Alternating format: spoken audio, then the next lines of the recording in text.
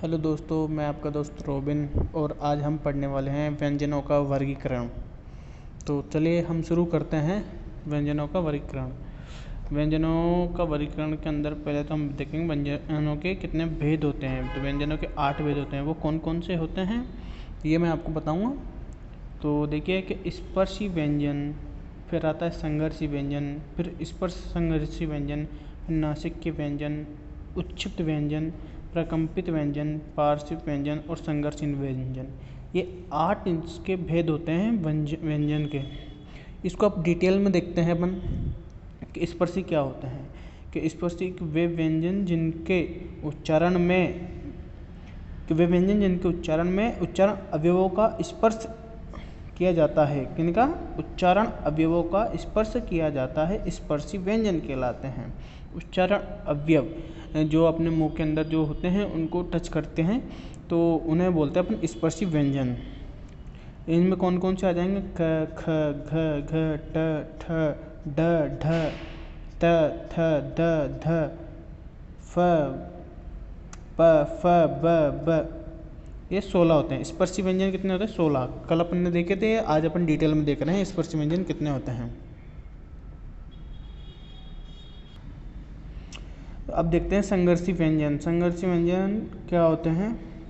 कि वे व्यंजन जिनके उच्चारण में दो उच्चारण अवयव इतनी निकटता पर आ जाते हैं कि बीच का मार्ग छोटा हो जाता है और वायु घर्षण के साथ बाहर निकलती है, संघर्षी व्यंजन कहलाते हैं। कि जब अपन किसी वर्ण का उच्चारण करते हैं तो जो अपने उच्चारण अवयव है वो इतने निकट आ जाते हैं, अपने इतने पास आ जाता है कि तब अपन उस वर्ड का उच्चारण करते हैं तो वो घर्षण के साथ अपनी ध्वनि बाहर निकलती है। तो इसलिए उसे संघर्षी व्यंजन कहते हैं। उसमें अपन को संघर्ष करना पड़ता है। तो वो कौन कौन से होते हैं? श, श, श, ह, यानी चारों श, तीनों श और है। इसका नोट करके एक पॉइंट लिखेंगे कि संघर्ष के कारण वायु गर्म हो जाती है, इसीलिए इन्हें उष्म वर्ण भी कहते हैं। क्या हो जाती है? कि संघर्ष के कारण वायु गर्म हो जाती है, इसलिए इन्हें हम उष्म वर्ण भी कहते हैं।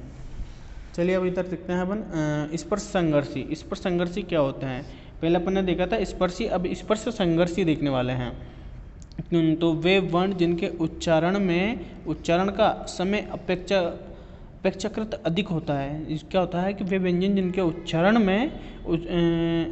उच्चारण का समय अपेक्षाकृत अधिक होता है और उच्चारण के बाद वाला भाग संघर्षी हो जाता है, स्पर्श संघर्षी व्यंजन कहलाते हैं। कौन से कहलाते हैं? स्पर्श संघर्षी व्यंजन कहलाते हैं। और वो कौन कौन से होते हैं?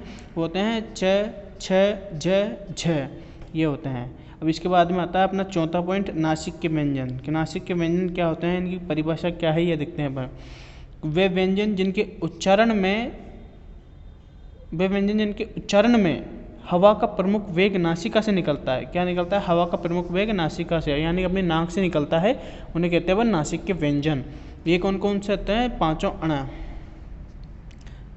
न, में, तीनों अणे और न में। तो ये अपने पंचम वर्ण जो हो जाते हैं। इन्हें विशेष क्या है इसमें नोट करके लिखना है। प्रत्येक वर्ग का 5वां वर्ण होने के कारण इन्हें पंचम वर्ण भी कहते हैं, क्योंकि ये पांचों अणे, तीनों अणे और न और में, ये अपने जो भी वर्ग होता है ना, के वर्ग का, ट वर्ग का, तो इनका लास्ट का वर्ण होता है 5वां, इसलिए इसे अपन पंचम वर्ण भी बोलते हैं।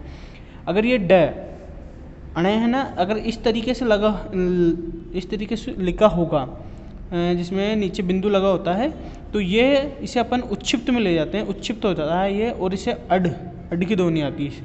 ये इसे द्विगुणित भी बोल देते हैं अपन। अब देखते हैं तीसरा, उच्छिप्त व्यंजन। उच्छिप्त व्यंजन जो अभी मैं आपको बता रहा था वही चीज़, कि उच्छिप्त का अर्थ फेंका हुआ। क्या होता है? फेंका हुआ होता है।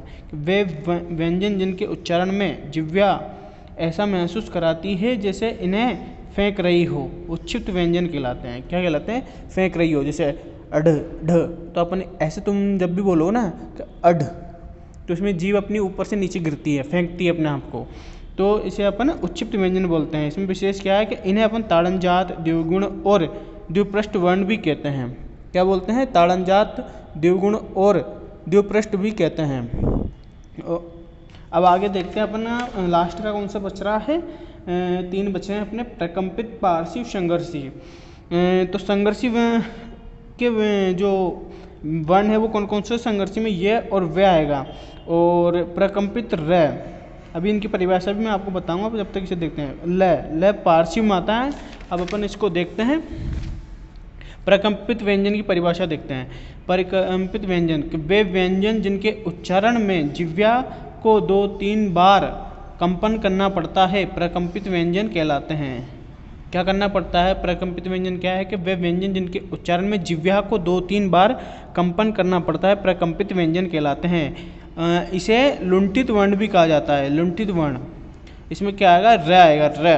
र आप बोल के देखना, जैसे अपनी जीभ वो ध्वनि जो हवा होती है अंदर की, उसमें वो लुढ़कती हुई अपन को महसूस होती है, री। फिर आता है पार्श्व व्यंजन। पार्श्व का अर्थ पास होता है। क्या होता है? पार्श्व का पास। इसकी परिभाषा देखते हैं। वे व्यंजन जिनके उच्चारण में जिह्वा मसूड़ों को छूती है और हवा का प्रमुख वेग जिह्वा के आसपास से निकल जाता है, पार्श्व व्यंजन कहलाते हैं। क्या है कि वे व्यंजन जिनके उच्चारण में जिह्वा मसूड़ों को छूती है और हवा का वेग जिह्वा के आसपास से निकल जाता है, पार्श्व व्यंजन कहलाते हैं। जैसे क्या? ल, ये कौन सा होता है? ल। इसके बाद में आता है 8वां अपना वेद कौन सा हो गया? संघर्षहीन। इसकी परिभाषा देखते हैं कि वे वर्ण जिनका उच्चारण में जिह्वा को संघर्ष नहीं करना पड़ता, कि वे वर्ण जिनके उच्चारण में जिह्वा को संघर्ष नहीं करना पड़ता संघर्षहीन वर्ण कहलाते हैं। संघर्ष नहीं करना पड़ेगा तो उसे संघर्षहीन कह देंगे। ये और वह, इसके लिए अपन को कोई संघर्ष नहीं करना पड़ता है बोलने में, ये आसानी से बोले जा सकते हैं। ये वह, इसमें विशेष क्या है? स्वरों से मिलता जुलता योग होने के कारण इन्हें अर्धस्वर भी कहा जाता है। तो दोस्तों, आज अपन ने देखा व्यंजन का वर्गीकरण। कल अपन स्वर तंत्रों में कंपन के आधार पर वर्ण देखने वाले हैं। तो आज के लिए इतना ही, और आपको पहली क्लास की लिंक मेरे डिस्क्रिप्शन में मिल जाएगी। आप उसे, अगर किसी की छूट गई तो उसे आप वहाँ से शुरू से देख सकते हैं, पहली क्लास से। तो आज के लिए इतना ही। Thank you so much. Channel को सब्सक्राइब और लाइक कर देना।